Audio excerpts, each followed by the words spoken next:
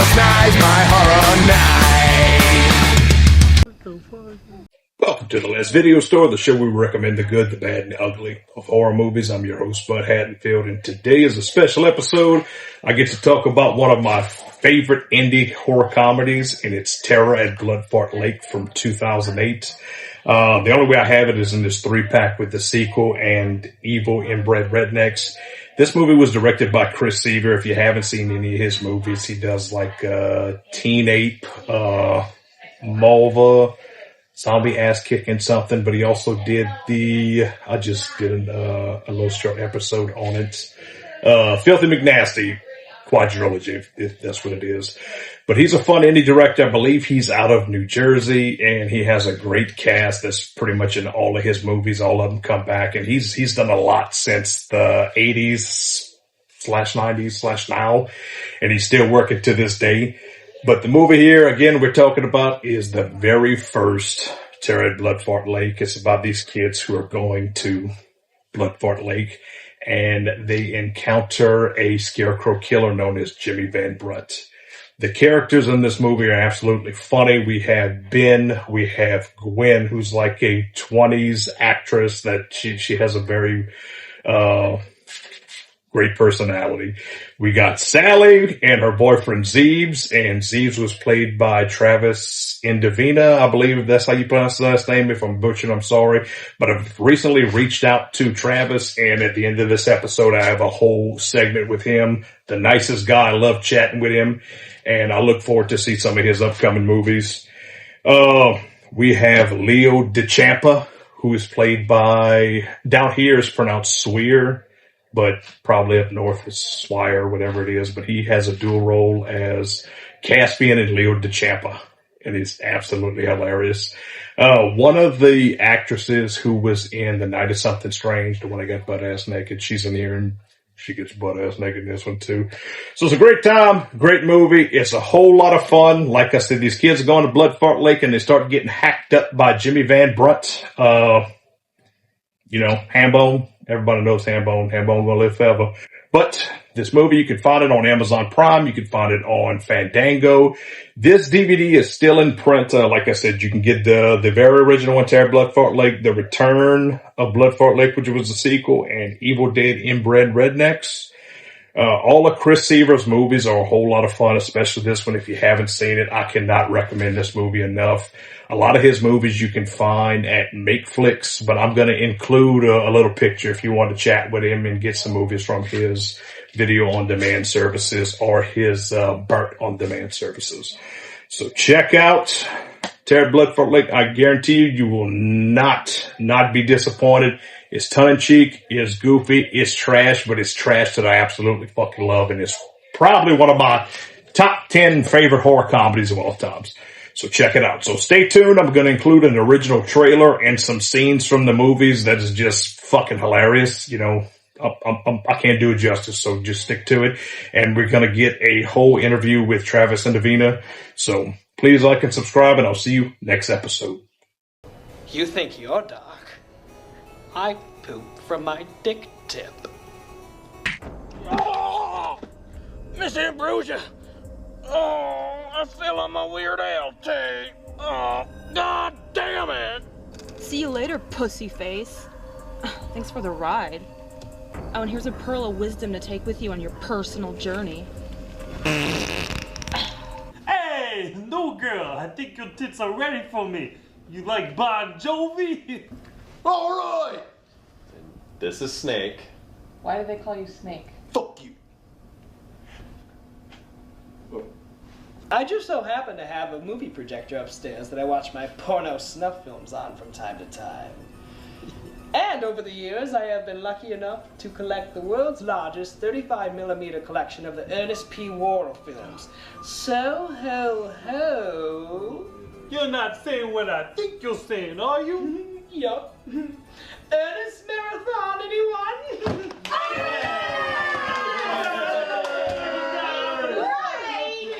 Ernest goes to camp, Ernest saves Christmas, Ernest scares stupid, Ernest goes to jail, and my favorite, Ernest teabags burn. Hey, you know, this trip is pretty salty. Like my dick.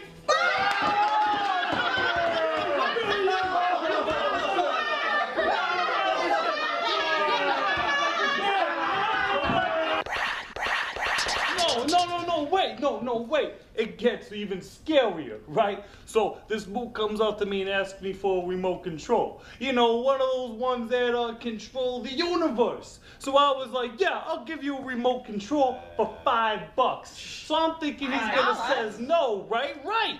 But he says yes. So $5 richer, I give him a remote I stole from my mother's house. And to make a long dick short, there aren't even any batteries in it. It's so fucking sweet. Oh, I know, that's dick right. Yeah. Pretty scary, right? Well, I guess it was more funny than scary.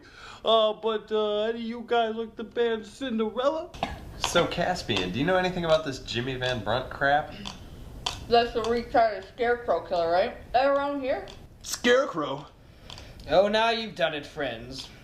I know all about the legend of poor old Jimmy Van Brunt. What? Ah, that wacky redneckian garbage peddler told us a bit about it back on the stretch. Said this place is cursed. I say it would make a great motion picture. I believe it is cursed, Gwen. Cursed with the foul stench of burning flesh and straw. Now, I don't know what some crazy redneck told you, but this is how it all went down. You see, young Jimmy wasn't a very bright boy. He would often spend his days playing in his father's cornfield. He was searching for a wormhole that would teleport him to another dimension, where he could live as a combination of Jason Priestley, Triple H, and David Copperfield. Did he find the wormhole and live his dream? He wasn't very bright. The local cool kids were always picking on young Jimmy for living in another world. One day, he was out in the field searching for the portal to the other dimensions. Well, those punks entered the fields and started lighting firecrackies to scare the bejesus out of young Jimmy. Savages. Ha, sounds like a freaking blast. Sounds like a fucking A. It does. One of the giant-sized bottle rockets exploded into flames, lighting the field on fire. Young Jimmy, not being so bright, shimmied up a scarecrow pole and hid in the suit, thinking it would protect him from the danger. Little did he know that it sealed his fate forever. For once inside, the flames engulfed the straw and sent him into a spazzing fit of burning anguish. Shivvy's up. Well, those fucking punk kids just ran away, leaving poor roasting Jimmy for dead. Fuckers. So what happened? Well, some people say that young Jimmy died that night, and soon after his old daddy died of, ouch, heartache. But others say that Jimmy survived the fire and killed his father for being a lazy drunk on the couch and not coming to his rescue. And from there on went a killing spree of all the punks who taunted and scarred him for life. But still around the town, people talk about how they see the scarecrow walking the lake at night, in the place that holds his soul. Forever and ever and ever. Well, what do you believe, Caspian? Well, I believe it's a big load of bull sperm, if you want my opinion. But it makes for one hell of a story, don't you agree?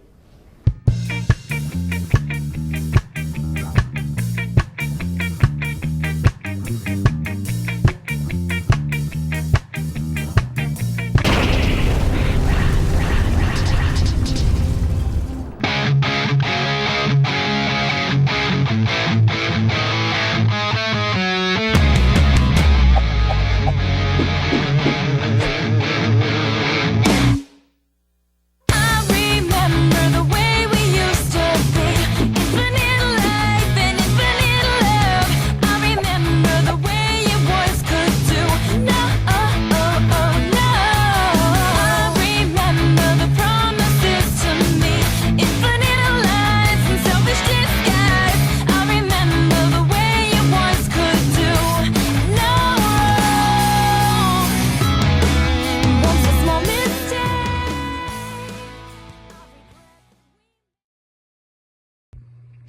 I'm Travis Indovina, one of the stars of Chris Seaver's magnum opus Terra Bloodfart Lake. I play Zeebliato Z Ziebenstein, or Zeebs just for short. The lovable meat-headed guy from New Jersey who pushes his girlfriend around, has crazy ideas, is passionate about everything, and a real honorary douchebag, if you will. Terra Bloodfart Lake was shot in 2009, and it was released the same year because Chris Seaver likes to shoot his movies fast. And at the time, I was being interviewed by a production company for MTV's True Life. So it was a really difficult time for me because I didn't feel entirely comfortable with the whole reality TV experience, having a camera pushed in my face for what felt like months on end. I was a total loser back then. I really was. I was terribly insecure. I was extremely neurotic. I was afraid of letting everybody down, and I would take these, there's a lot that goes into Chris Seaver's low-budget movies, and I would take them very seriously, and he would too. I mean, he wanted to be fun, but he'd also want to make something that he wouldn't obviously hate or feel bad about. I was just hoping that everyone would like me and I could be everybody's friend, and that just led to a very transparent neurosis that I carried with me. Thankfully, I'm doing a little better now, but what I'm saying is that looks can be deceiving. As confident as I may look in my character, at the time I was basically convulsing with uncertainty. And I think sometimes that affected some of the working relationships that I had with the people in the movies. While it was a good time, and and I don't regret it at all, obviously, I'm just aware, and I just want people to know that, because I don't think there's any harm in it, that if, even if you're making something that, that you love, it's okay, man. It's going to be okay. Relax. As long as you have people that understand you and are on your side and have your back, which is harder to find than usual. Just know that, like, it's only a movie. It's only a movie. It's only a movie. I remember after Terra Bloodfart Lake was finished, we tried doing a commentary with Zeebs. And at that time, the production company that was filming my episode for MTV, which is a whole other story and a whole other episode in itself. They filmed us doing the commentary, which wasn't released. The commentary wasn't put out. One of the reasons why was that MTV was there just like with sticky cameras on our face while we were filming it. And what was kind of funny is that they were watching the movie as they were filming us and just like laughing at each other, watching how fucking crazy the movie was. Because despite the fact that, they couldn't hear the movie, the imagery, it was so fucking intense that they just were trying to keep themselves from laughing. And one of the reasons why the commentary was never put out was because I think I had my own version of how I think the commentary should have gone, and Chris had his own version of how he thinks the commentary should have gone. So while he was like the moderator, and I think he was pretending to be some like fake film scholar, and I was trying to be Zeebs, Zeebs was working against so much of any of the paths that he wanted me to follow that by the end of the commentary, it's just like, what the hell are we even talking about? Who the hell is going to listen to this for 80 minutes? I know there are people out there who are like, I got to hear it, but trust me, it sounds way cooler than it actually is. As you can see from the backgrounds here and some of my collection, this may come off look backwards on camera, I'm not sure. But I am a horror fan. I'm not just exclusively a horror fan, but horror films have been my film school through most of my formative years. The movies that got me into wanting to make movies was George Romero's Living Dead trilogy. I saw Dawn of the Dead when I was 10, and I was like, this is exactly what I want to do in my life. I want to make fucking movies, or at least be a part of the video covers of a lot of the Halloween sequels and a lot of the Friday 13 sequels. And I would create these movies in my head of just being these like fascinating, dark, magical, like movies that must have some sort of inherent supernatural force in them, because the imagery, like having this sort of like angelic, almost otherworldly light bursting through Jason's mask above a grave on the Jason Lives VHS cover. That's a fucking album cover. That's metal as fuck. That like is so fantastic, like what it does to the imagination. So I remember, so another thing too was that there was this supermarket in Buffalo, New York, that every Halloween they would have this mechanical zombie display, and it was these grotesque looking creatures with huge like ping pong ball bug eyes sitting around a table full of this like gory, grotesque looking food, this feast, but they were like they would move slightly into these like choreographed, mechanized movements. Their ties would roll up and down, and I remember just being like, I want to see that. And I was scared, but I was also fascinated by it. And then I would end up having a small collection of horror merch, because during my birthdays, especially my uncles, especially my Uncle Joe and my Uncle Andy, they would buy me Fangoria magazines, and I think they bought me like Jason Voorhees spitballs. It was like a rubber ball that you could fill with water and squirt. That would just be on in the background.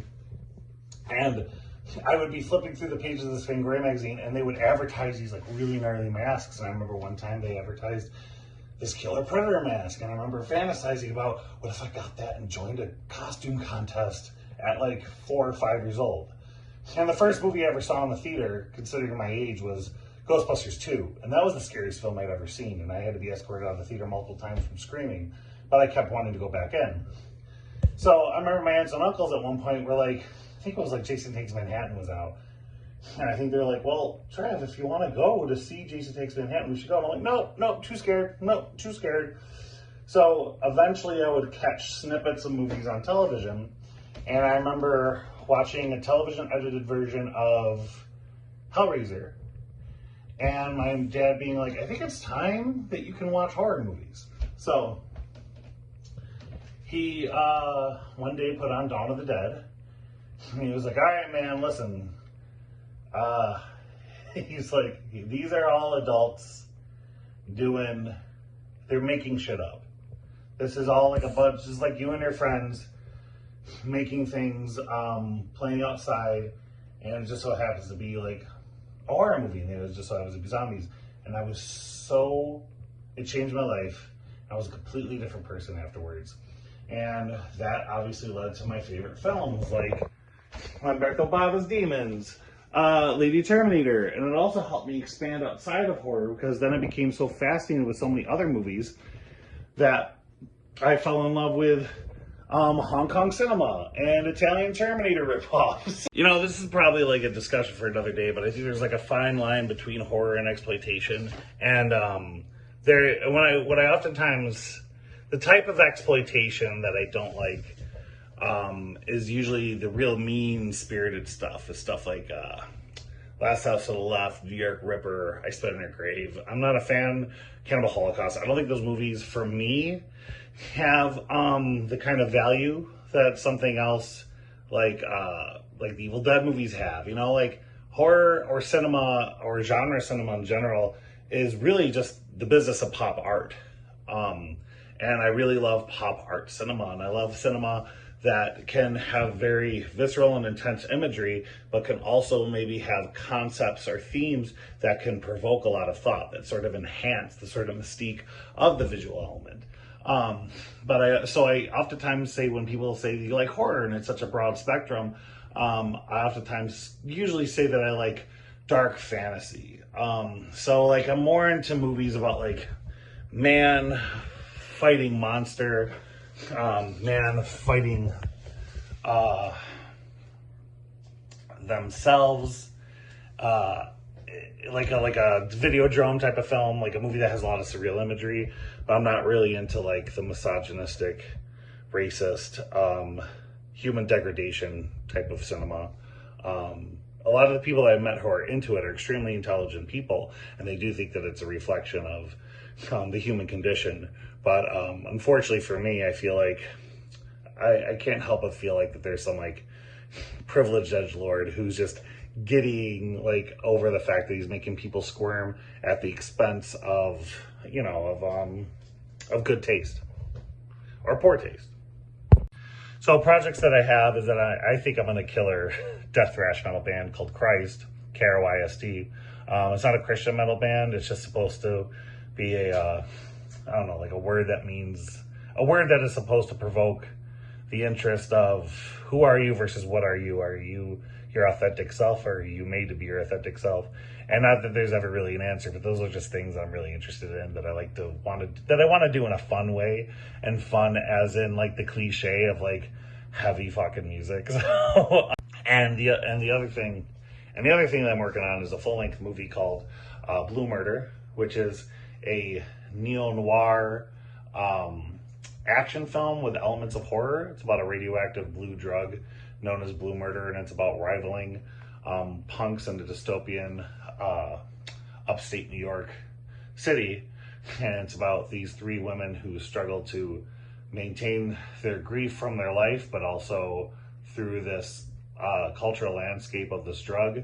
And it's action-packed, and it's gonna kick ass. And my bandmate and I are doing the soundtrack for it, and the crowdfunding campaign launches in October. And if you're interested, you can contact me at tindovina2@gmail.com.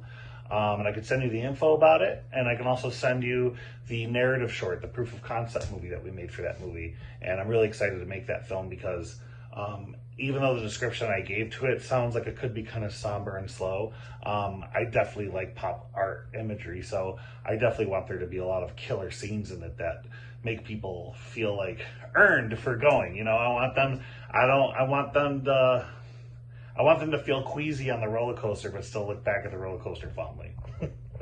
What's going on? And you come high. Man, I love that song. That song is like the pinnacle of musical hubris. Man, oh, time's been crazy since I was at Bloodfart Lake. Whew, well, I'm glad that I'm safe and sound. I got a new dick. I'm one of the mechanical dicks, you know, that they give like people who run. They give them like a little bouncing, you know, dog toy for a limb. I got one of those for my dick. So it should be okay. Damn shame what happened to Sally though. It's alright. I'm a dime a dozen. Well, time to get cracking on my new invention. One of those wine glasses that fold in on themselves, you know? Because people need stuff like that. And maybe, just maybe, it'll change the world. Oh, there's a Britney Fox record. Okay, so if anyone's interested, I'm going to go through my top 20 favorite horror films in descending order. So, sorry. I fucking love Zombie 3. I'm a huge fan of the Zombie franchise. I know it's not like a real franchise or whatever, but the first three, Argento's version of Dawn Zombie, Lucio Fulci's Zombie 2, I actually prefer calling it that title. And Zombie 3, I think, is such a fucking masterpiece of just absolute stupidity. Zombie 3, to me, I think I really love is because not only is it just so absurd and random and hilarious, but also, to me, it's like the motion picture equivalent of a bunch of hyperactive children who just saw Dawn of the Dead and are like, oh, what if we did this? Oh, what if that? And they're all shouting over each other because they all think they have the best idea, and they're pointing their finger in each other's faces, and then that's the movie. That's the movie, and they're given a budget of a Yoo-hoo six-pack, and there you have it. I love that movie for that reason. An extremely represented, underseen, underrated film is the movie Dust Devil. I think Dust Devil touches upon a lot of really unique concepts and themes. I think it's also beautifully photographed. I think the film, I'm very partial to a lot of movies that have extremely emotionally complex women, which I'll probably get into further throughout this list. I have just very strong matriarchal ideas. So the fact that it's like a supernatural folk horror film that also has a lot of strong elements about, how do I put this? There's a lot of racial politics in the film that I'm also very sensitive to, and I think this film does that extremely well.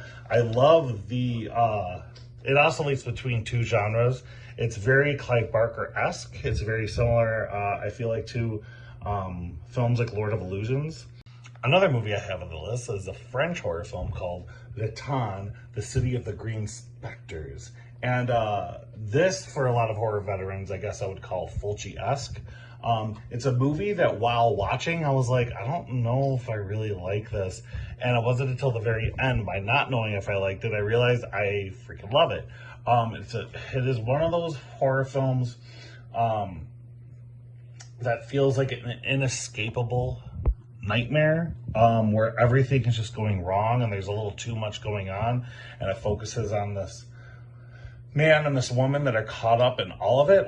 It probably is a commentary on the French politics of the time. I don't know enough about that, but the feeling like trapped in the city where everyone is going mad, but everything else is mad. Like, you have a marching band of band members wearing silver faces for this festival, while like a Boy Scout is committing like acts of arson throughout the city. And then there's like this spiritual zombie epidemic that's occurring, but when they hit the water, they turn into these like green glowing parasites.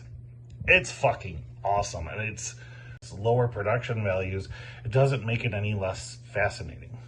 Another movie that I think is incredible, but I think is also kind of lost on modern audiences because the advent of reality TV shows or like film documentaries in this capacity, in this analog capacity, is kind of lost, and that's the British television horror film Ghostwatch. I'm not a big found footage fan. I think oftentimes it looks tacky and fake. I don't find found footage convincing. It's weird. I find more suspension and disbelief when the filmmaker creates a more textural or creates a much bigger world with its aesthetics than just shaking the camera. But this film, especially at the time that it came out in, and I was exposed to a lot of media very similar to what this is commentating on growing up, like Unsolved Mysteries, I Survived shows like Inside Edition, 24 Hours. Those shows scare the shit out of me. And this film almost gave me nightmares for 2 weeks because it actually uncovered a lot of the post-traumatic stress that I didn't realize I had from the aforementioned shows. And this film is a classic. One of my favorite horror films of all time is Friday the 13th, Part 4, The Final Chapter. I think it has the best group of characters. I think it has the most intense kills. I think it's paced extremely well. It's a movie that's both fun and scary, and the fear is very intense and really mean. And it's just funny because I feel like it took all the skills that it learned from the first 3 Friday the 13th films and distilled them into the 4th movie. And also, it's just weird that the franchise never, I feel like, lived up to that. And Tom Savini's effects also add an element of viscera to it. Videodrome, yes, long live the new flesh. Videodrome, I think, is a masterpiece. I love that it's 83 minutes long and it doesn't tell you shit. It doesn't explain a goddamn thing. All of it is theory. It's existential theory. The movie is one of those films that are meant to provoke thought, and it's like one of those films that you may not be able to vocally articulate why it works, but you could feel it. Being obsessed with visual media, especially being schooled by extreme media, will sometimes, make me question the moral capacity as being a voyeur or a viewer of simulated violence. And I think Videodrome is a really, really, really cool way to, I guess, provoke or at least acknowledge that discussion. I'm a huge fan of Hong Kong cinema, and I love any fucking movie that has a hopping vampire in it. This is Mr. Vampire. Love Mr. Vampire. Mr. Vampire is just a very whimsical, film that it's basically a movie for for adults that kids can enjoy, and I think it's important for kids to watch horror films because certain kinds of horror films, and by that I mean films like Mr. Vampire or maybe even the Frankenstein, the Universal Monster films. It's because parents need to feel comfortable communicating with their children about death. And I don't mean in necessarily a pessimistic or mean-spirited way, but in a way where it's like it's hard.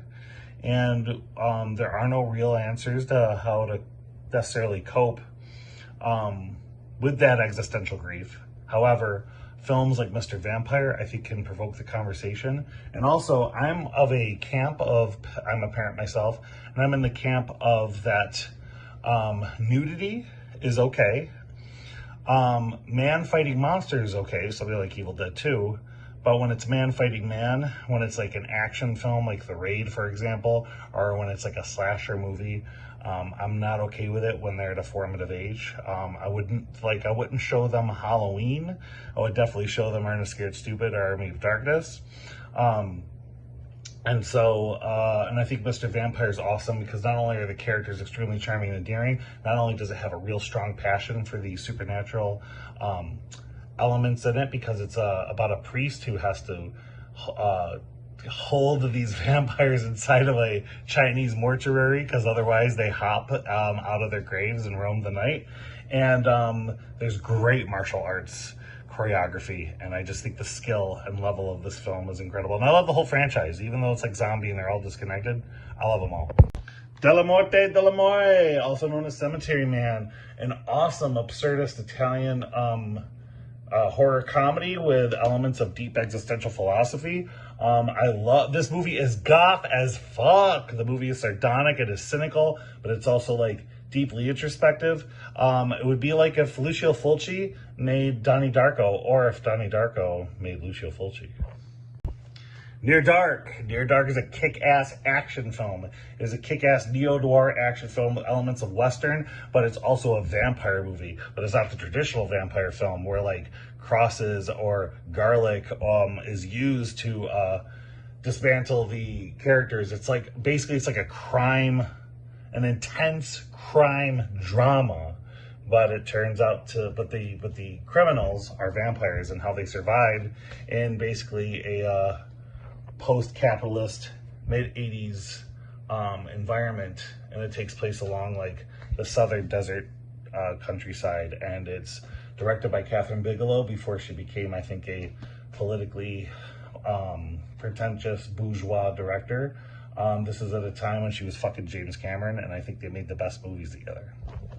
Dario Argento's Phenomena, a supernatural fairy tale that's also a scary murder mystery. I think this film was dripping with atmosphere. I love the use of like prog rock, opera, and heavy metal for its soundtrack. Jennifer Connelly, and probably, if not her first, but definitely her second role ever. This is also comparable to an Italian film that I highly recommend people see called Et Toi. Et Toi is like if Dario Argento made Black Swan. He didn't make Et Toi, but it has a very similar feeling. And I'm not a fan of Black Swan. I liked Perfect Blue more, but when it comes to Italian horror aesthetics, which are sometimes very like, I don't know, very ethereal, very strange, but also like there's a certain element of idiosyncrasy that somehow they lean into, and then it becomes syncretic in its own way. And Dario Argento, I think, is very romantic and sentimental in a way that people may not initially think, because his films are extremely violent and intense. I love it when a filmmaker has a ton of really fucking weird ideas and is so confident in those weird ideas that if you were to tell anybody else about the movie you want to make, they would think you're out of your fucking mind, but somehow they make it work. And Phenomena is definitely one of those movies.